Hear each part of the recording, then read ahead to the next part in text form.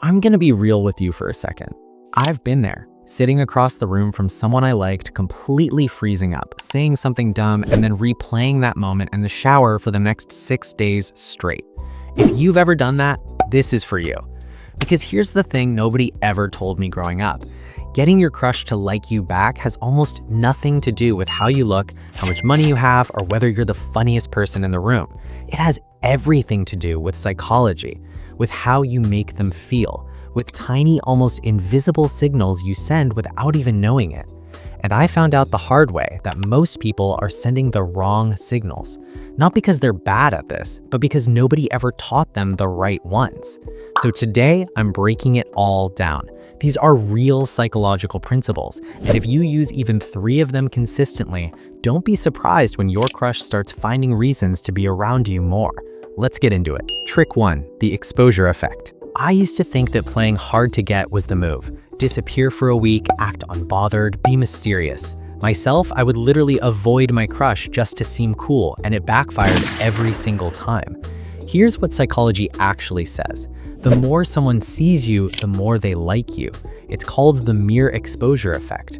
Psychologists have proven this over and over. Familiarity creates attraction. Your brain is literally wired to like things it recognizes. So stop disappearing. Show up consistently. Be in the same spaces. Pop up in their comments, not in a creepy way, just naturally. Let your face become familiar to them. Over time, their brain starts associating you with comfort, and comfort turns into attraction faster than you think. Trick 2, the name drop. Me saying your name right now would make you feel something, wouldn't it? That's not an accident. Psychologists have found that hearing your own name activates a unique part of the brain.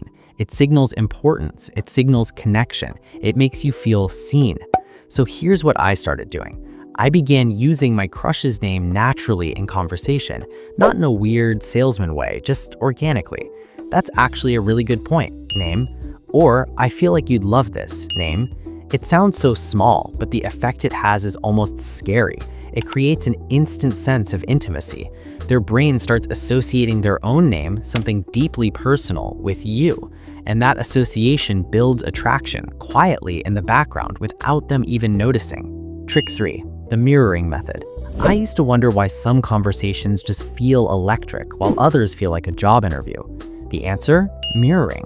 When I started paying attention, I noticed that the people I clicked with most were naturally matching my energy, my posture, even the pace of how I talked.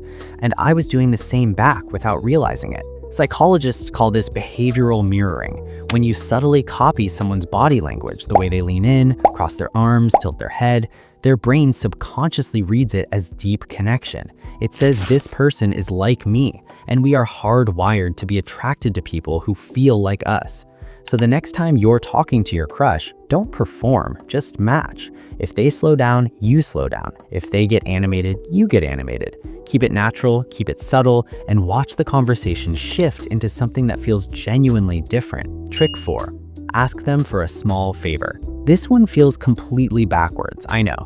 My whole life, I thought the way to get someone to like me was to do things for them. Buy them stuff, show up for them, be as helpful as possible.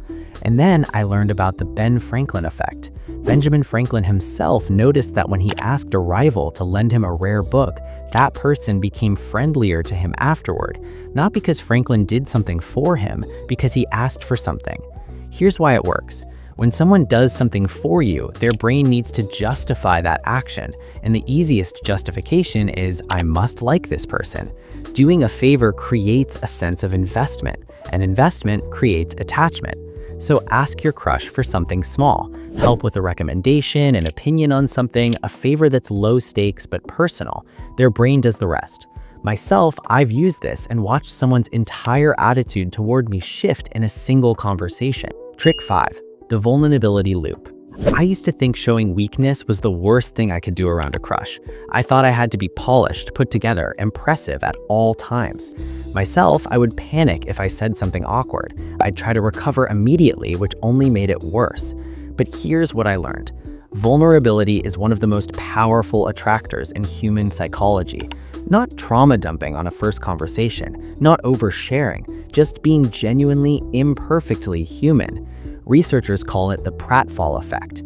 When a person who seems competent makes a small mistake or admits a small flaw, they actually become more likable, not less, because suddenly they feel real, approachable, safe.